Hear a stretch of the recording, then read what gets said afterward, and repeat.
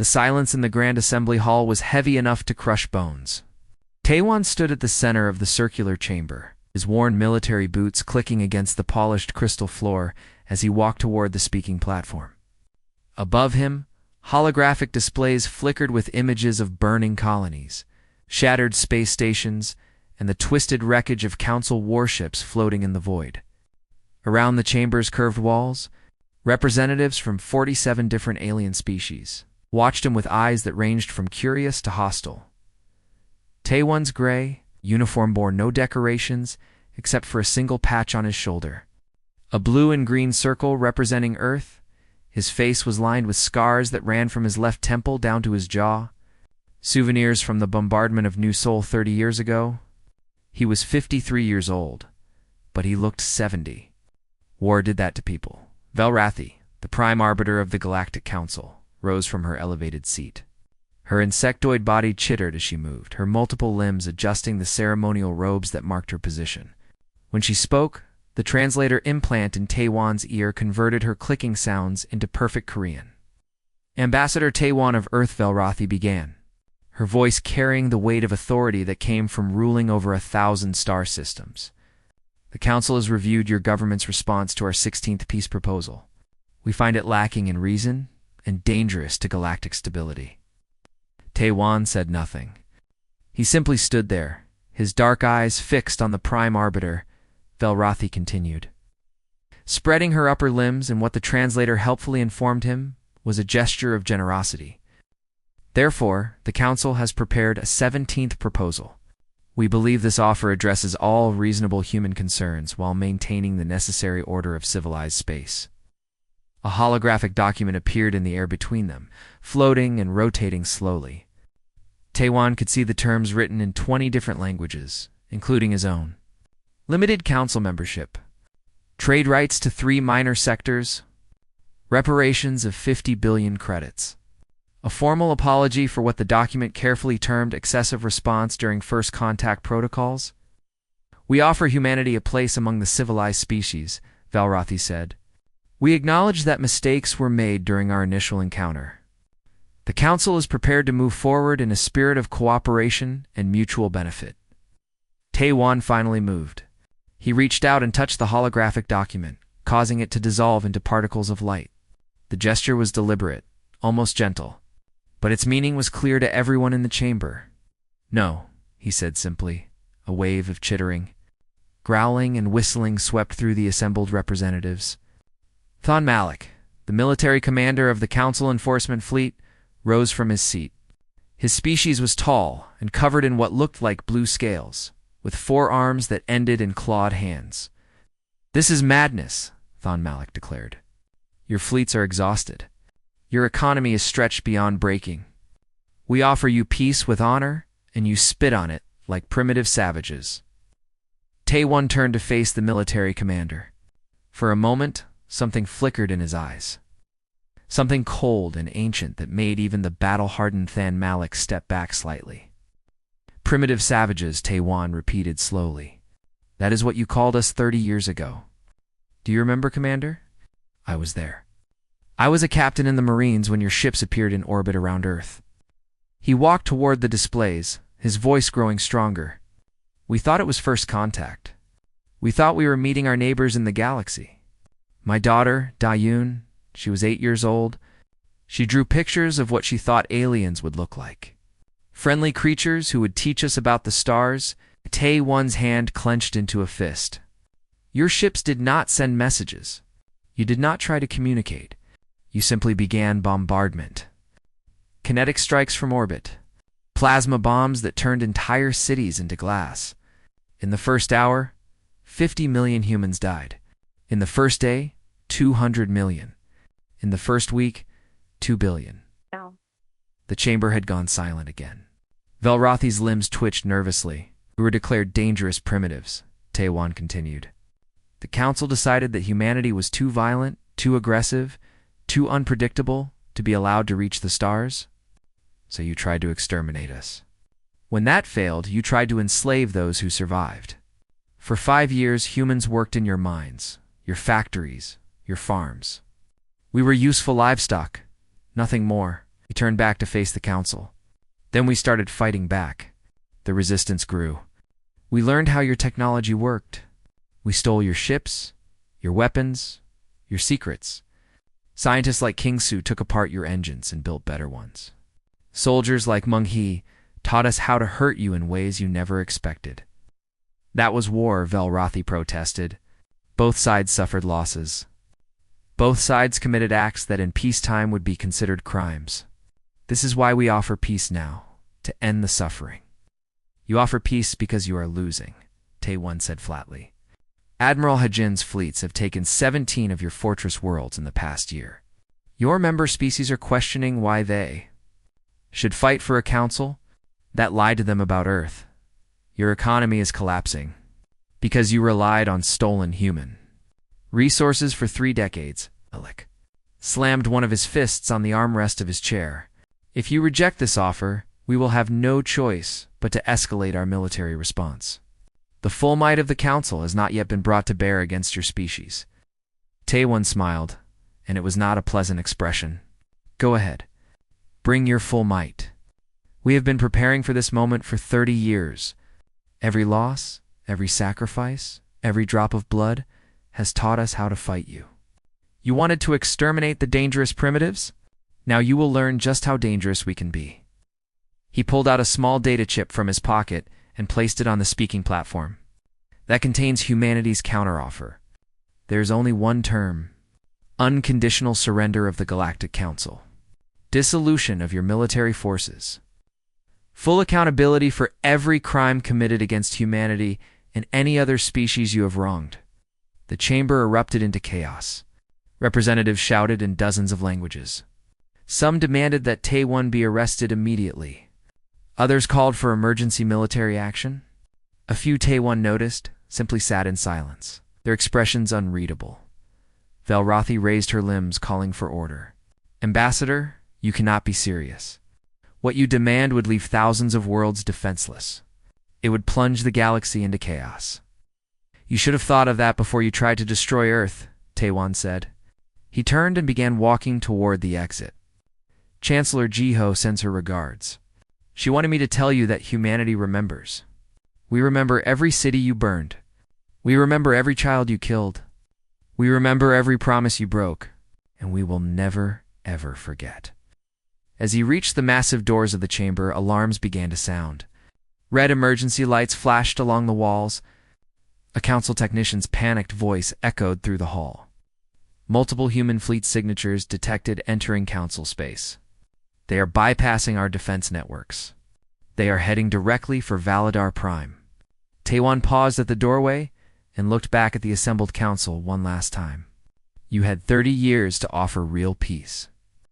You offered us scraps and called it generosity. Now you will learn what happens when humanity stops asking and starts taking. The doors closed behind him with a sound like thunder, and the war continued. The council's emergency war room hummed with desperate activity. Calterex stood before a massive display showing the human fleet's movements through council space. The intelligence director's tentacles moved rapidly across holographic controls, pulling up data streams and tactical reports. Around the room, dozens of analysts worked at their stations, their faces reflecting the blue glow of their screens. They should not be able to do this, muttered Thon Malik, who had rushed to the war room immediately after Taewon's departure. Our defensive network was designed by the best military minds in the galaxy. How are human ships simply passing through it as if it does not exist? Caltorex's main eye focused on the commander, while 2 of his other eyes continued scanning the displays, because they learned from us. Every technology we used against them, they studied. Every weakness they discovered, they exploited. For 30 years, we thought we were fighting primitives. We were actually teaching them. Velrothi entered the room, her ceremonial robes replaced by practical military attire. Show me the analysis of their rejection. Why will they not negotiate? Every species we have ever conquered eventually accepts peace when the cost of war becomes too high. Kelterex pulled up a new display.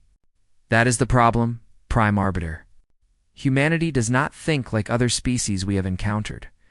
I've spent the past week studying their cultural databases, their history, their psychology. What I found disturbs me greatly. He brought up images from Earth's history, wars that lasted decades, conflicts where humans fought to the last soldier rather than surrender, stories of resistance movements that continued for generations. Humans have a concept they call total war, Caltorex explained. When they perceive an existential threat, they commit everything to victory. Their economy, their culture, their very identity becomes focused on destroying the enemy. We triggered this response when we tried to exterminate them. Velrothi's limbs trembled slightly, but that was necessary. Our long-range scouts identified them as a threat species. Their world had over 200 nations constantly in conflict. They had developed nuclear weapons within a century of industrialization. If we had allowed them to reach space fully armed and unified, they could have challenged Council authority. So we decided to strike first, Caltorex said quietly. And in doing so, we created exactly what we feared. We gave them a common enemy. We unified them through genocide. A new alert flashed across the main display. A recorded message had been intercepted from human communications, broadcast on all frequencies. Caltorex played it for the room. The image showed an elderly woman sitting in a simple chair. Her name appeared in the translator as Manangi. Her hair was white, and her face carried scars similar to Taewan's. When she spoke, her voice was calm, but filled with iron determination. I'm Mung-hee. 30 years ago, I was a teacher in the city of Busan. When the council ships came, I watched my school collapse under their bombardment. I pulled 17 children from the rubble. 11 of them survived. The council soldiers came 3 days later. They put us in camps. They said we would work for them now, that we were property of the Galactic Council. Her eyes hardened. But humans do not accept slavery easily. We organized. We fought back. At first, we had only rocks and stolen tools. Then we learned how to sabotage their equipment. Then we learned how to kill them quietly in the night. Then we learned how to steal their weapons. By the end of the first year, the council had to station 5 soldiers for every 100 human workers, just to keep us under control. The recording shifted to show images of the resistance. Humans attacking council patrols with improvised explosives. Sabotaged factories exploding in the night. Stolen ships escaping into the darkness. The council thought we would break, Myung-hee continued. They thought if they killed enough of us, the rest would submit. But they did not understand something fundamental about humanity. We remember. Every atrocity makes us stronger. Every loss makes us more determined. You cannot break a species that uses pain as fuel for revenge. The recording ended. The war room was silent for a long moment. How did they win? Velrothi asked. Our forces outnumbered, there's 100 to 1. Our technology was centuries ahead of theirs.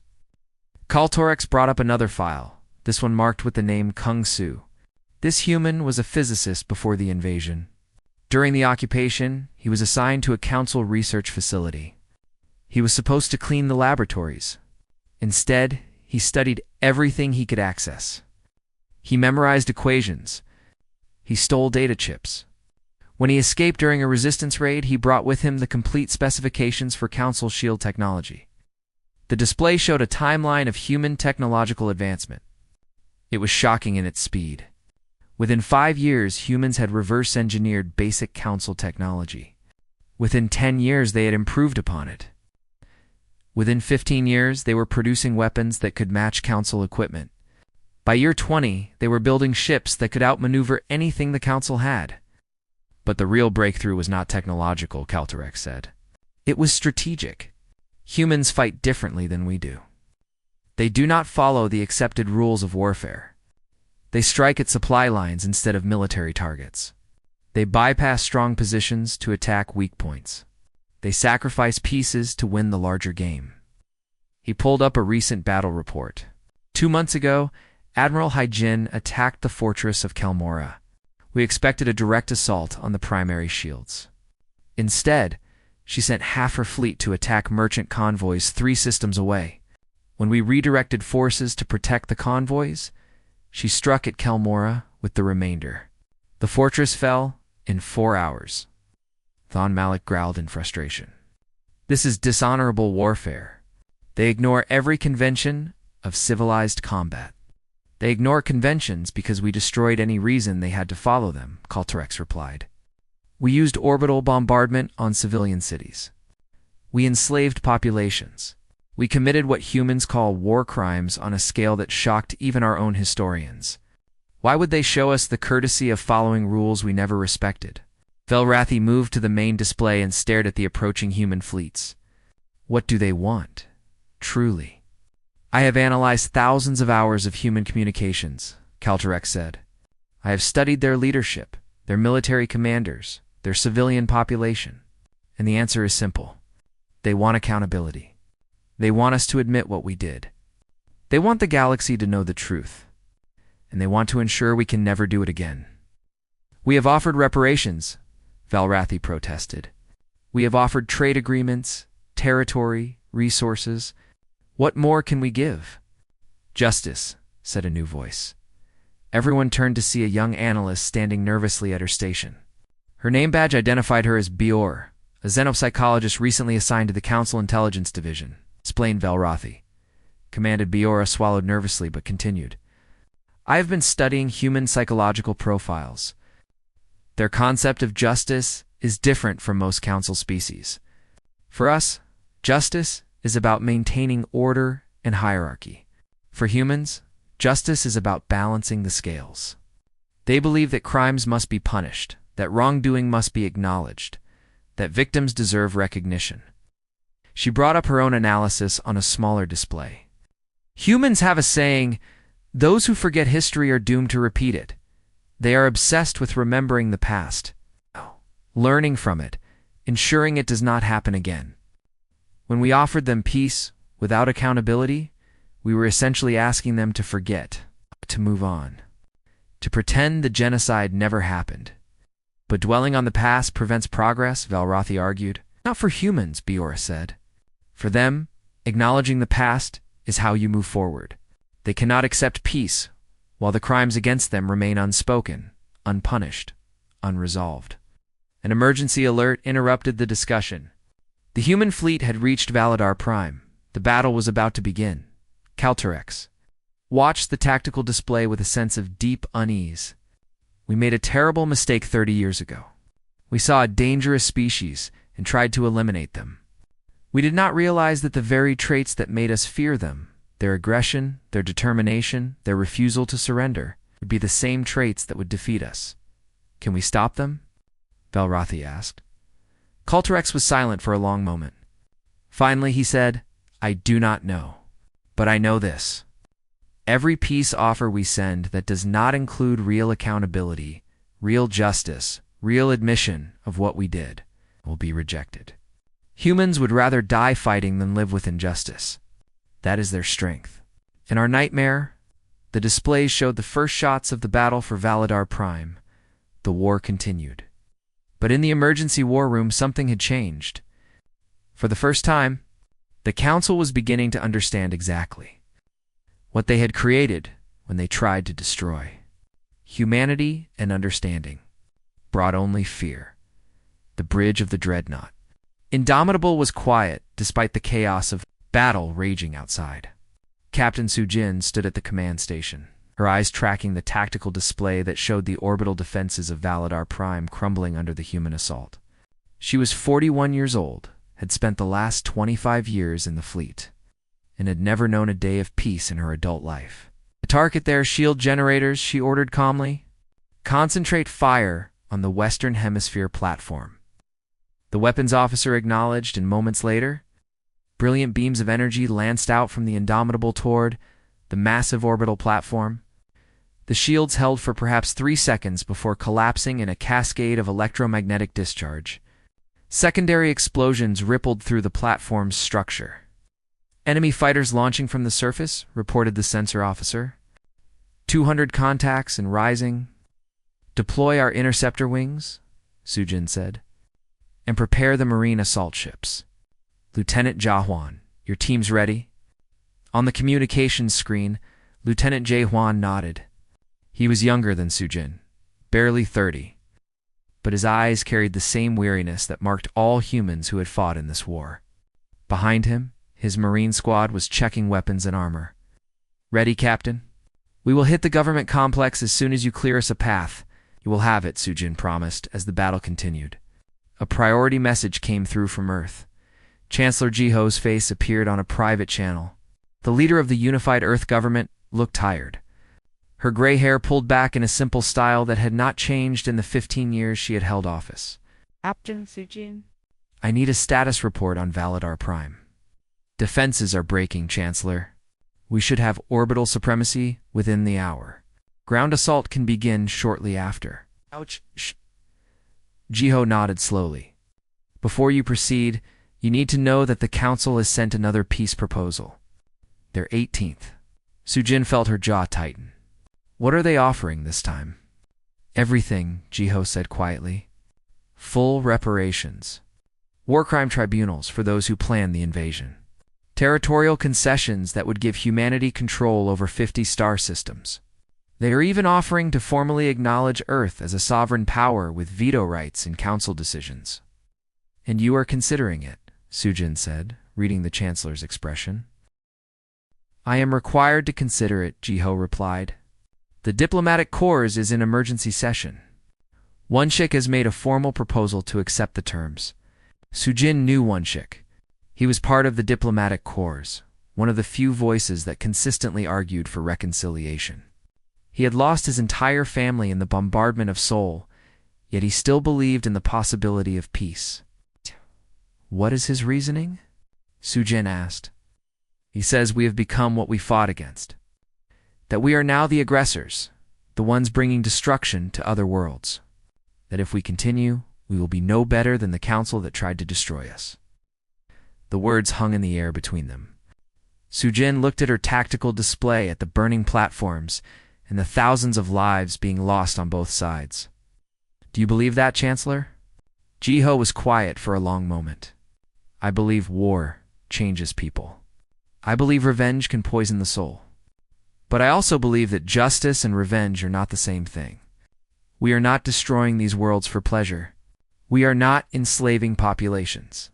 We are demanding accountability. Then why the doubt? Because Wonshik is right about one thing. We are at a crossroads. How we proceed now will define humanity for generations to come. If we reject this offer and continue the war, we need to be certain of why we are doing it." Before Sujin could respond, her communications officer interrupted. "Captain, we have captured a high-value target. Lieutenant Jaehwan's team has secured someone from the government complex."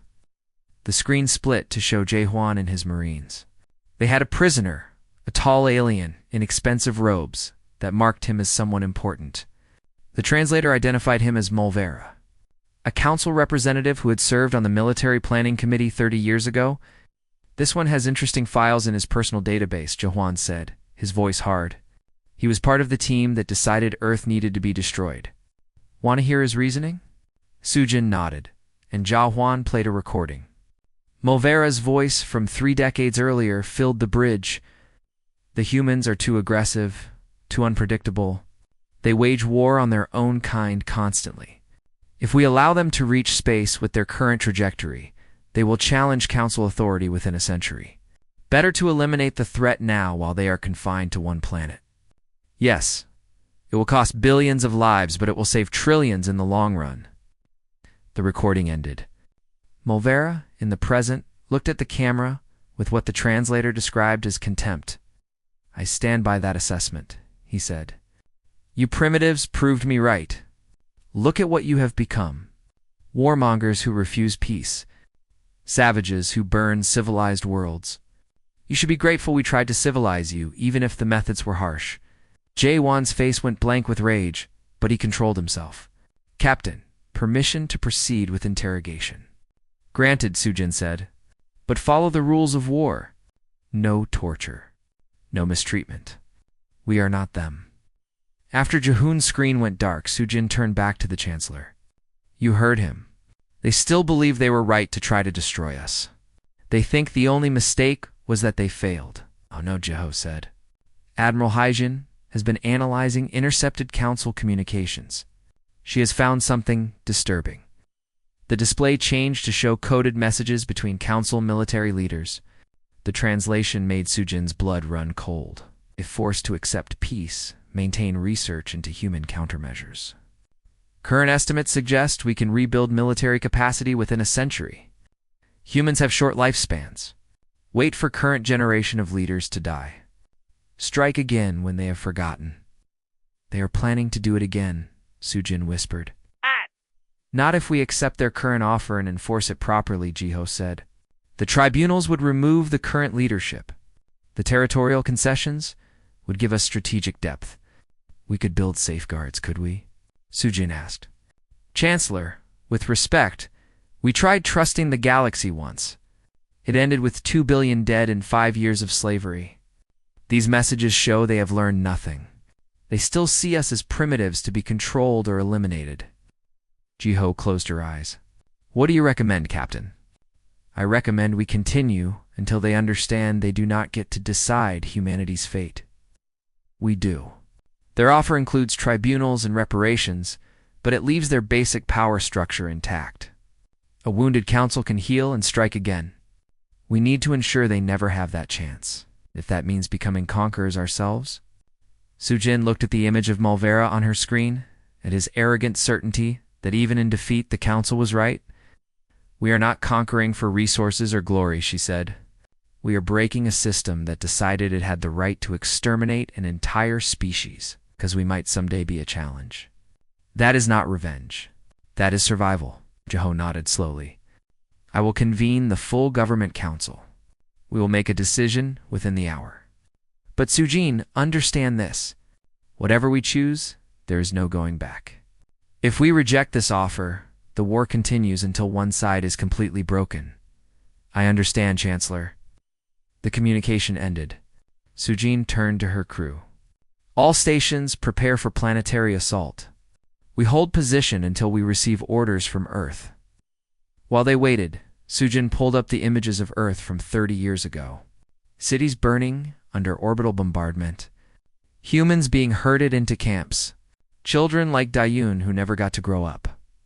She thought about Wanshik's argument about becoming what they fought against, but when she looked at Mulvera's face, at his certainty that trying to exterminate humanity was the right decision, she knew the truth. They were not fighting to conquer. They were fighting so that no species would ever again think they had the right to decide humanity's fate. The message from Earth arrived. Jiho's face was composed, resolved. The government has made its decision. We reject the Council's 18th peace proposal. We are broadcasting our terms to the entire galaxy. Complete dissolution of the Council's military apparatus. Full transparency of all historical records. Justice, not mercy. Sujin nodded. Understood, Chancellor. Beginning assault, as the Indomitable's weapons powered up again. She whispered a prayer for the dead, for the living, and for whatever future they were creating with fire and Weller's termination. The war continued. The emergency summit was held on neutral ground, a massive station orbiting a dead star in unclaimed space. Representatives from all council member species had gathered, but the usual order and dignity of such meetings had dissolved into barely controlled chaos. Species that had cooperated for centuries now shouted accusations at each other. Alliances that had stood for generations crumbled in hours. Krenthal watched it all. From his position in the outer circle of the chamber, his species, the Velkari, had been part of the council for over 1,000 years. But he had voted against the invasion of Earth. Not because he loved humans. He had never met one until recently, but because the reasoning had been flawed. Destroying an entire species based on what they might become was not justice. It was murder disguised as prevention. Now he watched that decision bear its poisonous fruit. Selvaries was speaking. His booming voice cutting through the chaos. The militarist faction leader stood at the center of the chamber, his forearms spread wide in a gesture of defiance. We must respond with total force, he declared. Deploy the forbidden weapons. Use the reality shatter bombs. Collapse entire star systems if necessary. The humans have proven they cannot be reasoned with. They must be completely destroyed before they destroy us. Several species roared their agreement. Others recoiled in horror. Velrothi, looking smaller and frailer than Krenthal had ever seen her, raised her limbs for silence. The forbidden weapons were outlawed for a reason, she said. They cannot be controlled. They would kill billions of innocents, along with the humans. Is that what we have become? A council that commits genocide to prevent others from seeking justice for our attempted genocide. Better that than extinction, Selvary shot back. The humans will not stop until we are all dead or enslaved. Their ambassador Taiwan made that clear. Krenthal finally stood, his aged body creaking. That is not what he said. He demanded accountability. He demanded justice. Those are not the demands of a species seeking conquest. Then why do they refuse every peace offer? Another representative shouted. Because our peace offers are lies, Krenthal replied quietly. The chamber fell silent. We offer reparations while planning to attack again in a century. We offer tribunals while protecting those truly responsible. We offer territory while maintaining the systems that allowed the invasion to happen in the first place. We offer everything except what they actually want. The truth. In a private room connected to the main chamber, Donghaen listened to the debate through monitoring equipment. The human intelligence operative had been embedded in council space for 5 years, working under deep cover. His mission was simple: gather information, identify vulnerabilities, and send reports back to Earth. But recently, his mission had become more complicated. Krenthal had approached him 3 days ago. The old Velkari somehow knew what Donghaen was, had known for months apparently. But instead of exposing him, Krenthal had made an offer. He would provide testimony about the invasion. Decision, full documentation of who voted for it and why. In exchange for one thing, a promise that the truth would be told completely. Not just the parts that made humanity look righteous. Donghaen had sent the offer to Earth, was still waiting for a response. In the meantime, he monitored the Council's fracturing unity with professional detachment and personal satisfaction. His partner in this operation, Bora, entered the monitoring room. The xenopsychologist had been assigned to Earth's intelligence service after her analysis of Council psychology proved invaluable. She carried a datapad filled with her latest research. I have been analyzing the psychological profiles of the Council leadership, she said. Most of them genuinely do not understand why we keep fighting. Their species evolved as hierarchical societies where the defeated accept their place in the order. The concept of refusing to submit, even when submission would mean survival, is alien to them. That is their weakness, Donghaen said. And our strength, Biora agreed. But it also means they will keep making the same mistakes. They will offer more peace deals, each one generous by their standards, and they will be confused and angry when we reject them all. On the monitors, the debate had shifted. A representative from one of the smaller species stood to speak. I have a question, she said, her voice trembling but determined. We were told that Earth needed to be invaded because humans were dangerous. But I have reviewed the actual intelligence reports from our scouts. Humans were fighting among themselves, yes, but they were also cooperating. They had global organizations. They had treaties. They were moving toward unity, not perpetual war. Why were we told they were an imminent threat? Velrothi's silence was answer enough. The representative continued, her voice growing stronger. I have also reviewed the resource allocations from occupied Earth. Our species received industrial materials that we were told came from our own colonies. But they came from Earth. We were given stolen goods and told they were legitimately acquired. How many of us benefited from human slavery without knowing it? The chamber erupted again. Species demanding answers. Others trying to shout down the questions? The unity of the council was cracking like ice under spring sun. Dong-Hyun. Single quotes as communication device chimed. A message from Earth encoded and compressed. He read it quickly, then looked at Biora. Earth accepts Krenthal's offer. They want full testimony, complete documentation, and they agree to his terms. The truth will be told in its entirety. Biora nodded. I will arrange a secure meeting. But there is something else you should know. Selvaries is not just talking. He has convinced several species to support a counteroffensive using forbidden weapons. They are desperate enough to try it. When? Soon, within days. They believe one massive strike will break human morale. Dong Haiyan immediately began encoding an emergency transmission to Admiral Hygen's fleet. The humans needed to know what was coming. Back in the main chamber, Krenthal was speaking again. His old voice carried across the chaos with surprising strength. "I was there when we decided to invade Earth," he said. "I voted against it, but my vote was only one among hundreds. I can tell you exactly who voted for the invasion and why. I can show you the classified reports that we hid from smaller species. I can prove that only 12 species actually voted for the extermination, but all 47 benefited from it." The chamber went silent again. Velrothi looked at Krenthal with something between respect and horror. "Why would you betray the council like this?" she asked. "I am not betraying the council," Krenthal replied. "I am trying to save it. The only way forward is truth.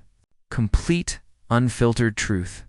The humans will not accept anything less, and they have proven they will fight until they get it, or we are all dead." Selvaries laughed bitterly. "Truth will not stop their fleets. Truth will not prevent them from burning our worlds. Only force can stop them now." "Then you have learned nothing," Krenthal said. "Force is what started this. Force is what failed for 30 years. Force will not save us. Only justice can do that." The debate raged on, but Dong Han could see the patterns emerging. The council was splitting into 3 factions. One wanted total war. One wanted surrender. And a small but growing group wanted what Krenthal proposed: truth and accountability. His communication device chimed again. This time it was a broad transmission to all human assets in council space. He read it with growing alarm. Council forces had deployed forbidden weapons against the human fleet at Torvak Station. The weapons had been partially effective, destroying 2 human dreadnoughts and killing over 5,000 personnel. But the human response had been swift and terrible. Admiral Hygen had personally led a counterattack that reduced the council fleet to debris. More importantly, the attack had proven something to humanity. The council would use any weapon, break any law, commit any atrocity to avoid accountability. The message from Chancellor Jiho was broadcast on all frequencies, sent to every corner of the galaxy. The council has used forbidden weapons against human forces. They have proven once again that they recognize no law but power. Very well, humanity will teach them what true power means. We are done offering chances. We are done waiting for justice. From this moment forward, humanity demands unconditional surrender. Complete dissolution of council military forces. Full transparency of all historical records.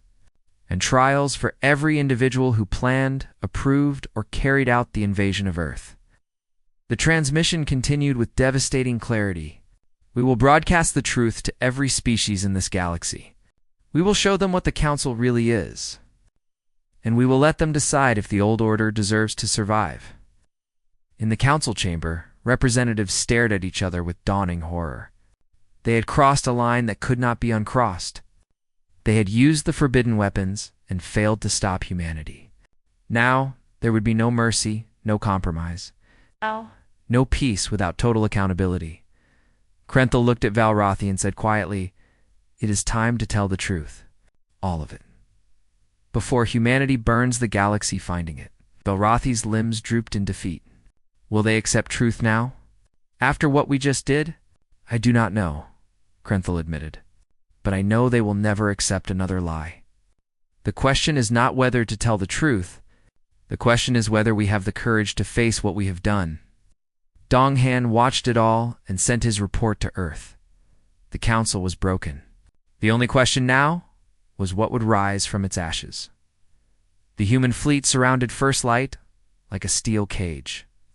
Hundreds of warships hung in perfect formation around the council's ancient homeworld, their weapons powered but silent. On the planet below, billions of aliens watched the sky and waited for their fate to be decided. Tay-Wan stood on the bridge of the flagship Retribution, looking at the blue and green world spinning beneath them. It was beautiful, this cradle of galactic civilization. beautiful and terrified.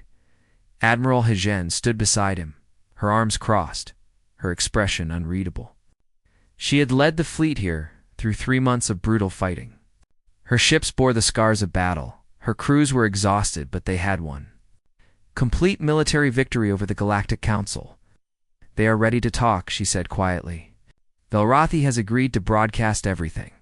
Every decision, every crime, every lie. Exactly as we demanded. And the tribunals? Tae-Won asked. Agreed. Full trials under human supervision, with representatives from every species as observers. No one gets to hide behind orders or political necessity. Tae-Won nodded slowly. Then we have one. Have we? Hyjin turned to look at him. What happens after the trials? After the truth is told, we will have justice, but we will also have a power vacuum. 47 species, many of whom relied on council structure for everything. What do we do with that? That is why young me is here, Tae-Won said, gesturing to a woman working at a nearby console. The historian had been chosen by Chancellor Jiho herself to document the final peace conference. Her job was to ensure that future generations, human and alien alike, would know exactly what happened when humanity demanded accountability. Young me looked up at the mention of her name. She was in her 30s, born after the invasion, part of a generation that had never known peace. Her whole life had been shaped by the war, and now she would help shape how it ended. The broadcasts begin in 1 hour, she said. Every species in the galaxy will see the truth simultaneously. Krenthal has provided documentation going back 50 years. We have everything. Tae-Won's communication device chimed. It was a priority message from the surface. An old man wanted to attend the peace conference. His name was Teal, and he was 87 years old. He had survived the bombardment of New Seoul. His children had not. Bring him, Tae-Won ordered. Let him see justice done. An hour later, Tae-Won sat across from Velrathi in a conference room that had been built specifically for this meeting. The walls were transparent, showing the fleet above and the planet below. Between them sat a simple table with no ornamentation, no symbols of power. Just two beings trying to end a war. Velrathi looked diminished somehow, as if the weight of defeat had physically compressed her. Her limbs moved slowly, and her multiple eyes could not seem to focus on any one thing. Your demands have been met, she said.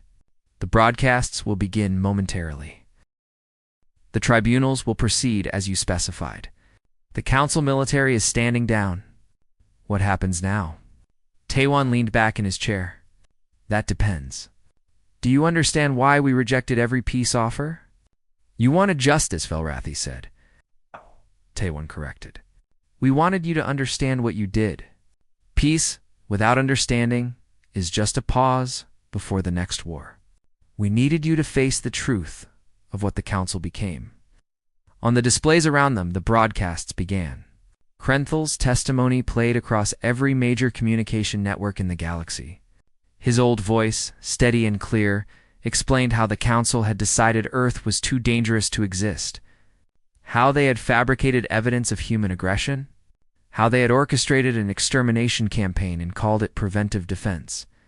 Then came the footage. Real images from the invasion. Cities burning. Humans being herded into camps, children dying in the streets. The council had classified these recordings, hidden them away so that member species would never know the true cost of their expansion. Now, everyone knew Tae-1 watched Velrathi's reaction as the broadcasts continued. Her limbs trembled.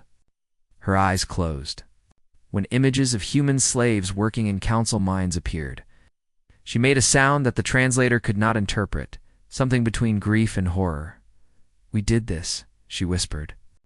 I knew intellectually what had been done, but seeing it, understanding it, this is different. Yes, Tae-Won said simply. The broadcasts continued for 3 hours. Every crime, every decision, every attempt to cover up the truth. Species representatives who had voted for the invasion were named and shown. The resource allocations that proved how many had benefited from human slavery were displayed in detail by the end. The galaxy was in shock. Smaller species that had trusted the council discovered they had been complicit in genocide. Powerful species that had led the invasion saw their crimes exposed for all to witness. The moral authority of the Galactic Council, built over centuries, collapsed in a single day. Till watched it all from a seat in the corner of the conference room. The old man said nothing, but tears ran down his weathered face. Tae-Won had checked his file. Tail had lost 3 children in the bombardment. His wife had died in a slave camp. He had spent 30 years waiting for this moment. When the broadcasts ended, Elrathi looked at Tae-Won with exhausted eyes. "What happens now?" she asked again. Now Tae-Won said, "We discuss the future. But first, I need you to understand something. We could have destroyed you. Our fleet could have bombarded First Light the same way you bombarded Earth.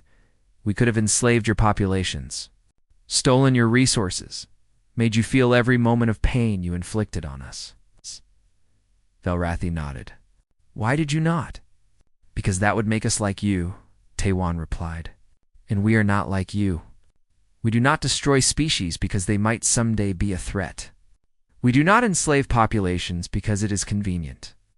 We do not hide our crimes behind political necessity."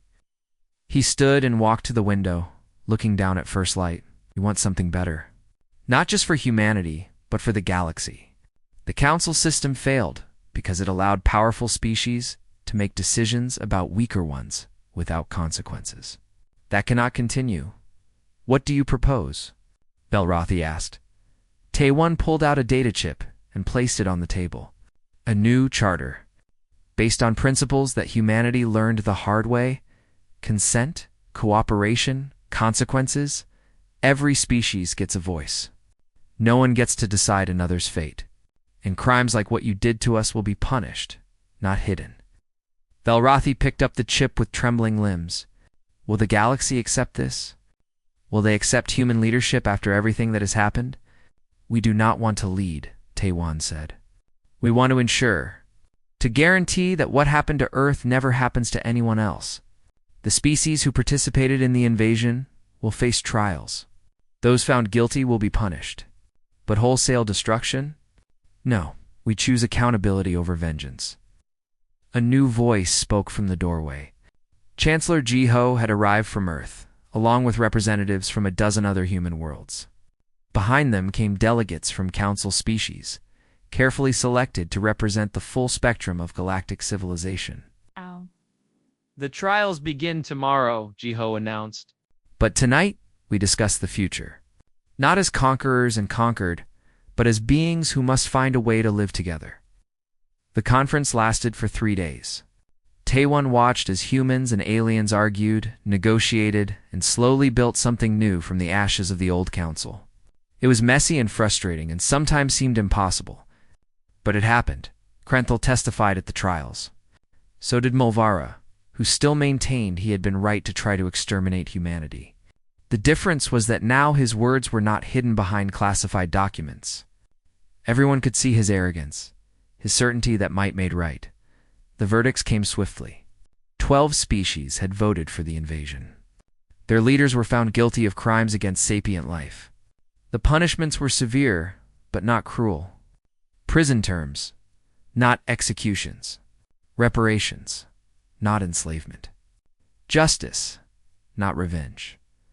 On the final day of the conference, Tae-Won took Tae-Hil to the memorial that had been erected in orbit around First Light. It was a simple structure, a wall of names listing every human who had died in the invasion and the war that followed. 2 billion names, plus the hundreds of thousands who had died in the fighting. Since Tae-Hil walked slowly along the wall until he found his children's names: Unesio, Ha-Jun, Jiwoo. He placed his hand on each name and whispered something Tae-Won could not hear. "Is this justice?" the old man asked finally, to dash one thought carefully before answering. "It is the beginning of justice. The council has been held accountable. The truth has been told. The galaxy knows what was done to us and why it was wrong. That is more than we had before. But my children are still dead," Tae said quietly. Yes, Tae-Won agreed. "And nothing will bring them back. Justice cannot restore what was lost. It can only ensure that the loss was not meaningless. Tail nodded slowly. Then I suppose this will have to be enough. Below them, on first light, human and alien children played together in a park. It was a sight that would have been impossible just months ago. The children did not know the history yet, did not understand the weight of what their parents had done and endured. But they would learn. Young me and historians like her would ensure that the truth was never forgotten. Admiral Hygiene gave the order, and the fleet began to stand down. Ships that had been on war footing for 30 years powered down their weapons. Crews that had known nothing but battle prepared for peace. Tay-1 stood at the memorial wall and placed his hand on Dayun's name. His daughter would have been 38 now. She might have had children of her own. Instead, she was a name on a wall, one loss among billions. We did not let them forget, he whispered. We made them understand. And in that understanding, however painful, however costly, lay the foundation for something better. Not perfect. Not painless, but better. The galaxy would never underestimate humanity again.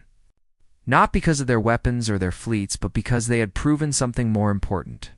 They had shown that it was possible to demand justice without becoming monsters. To fight for accountability without losing your soul. To win a war and still choose peace. Humanity had rejected all peace offers because those offers never included justice. And in demanding justice, in refusing to accept anything less, they had created something the galaxy had never seen before. A peace built on truth. A future built on accountability. And the knowledge that crimes against sapient life would never again be hidden. Forgotten or forgiven without consequence. The war was over. The reckoning was complete, and somewhere in the vast darkness of space, the galaxy began the long, difficult work of healing.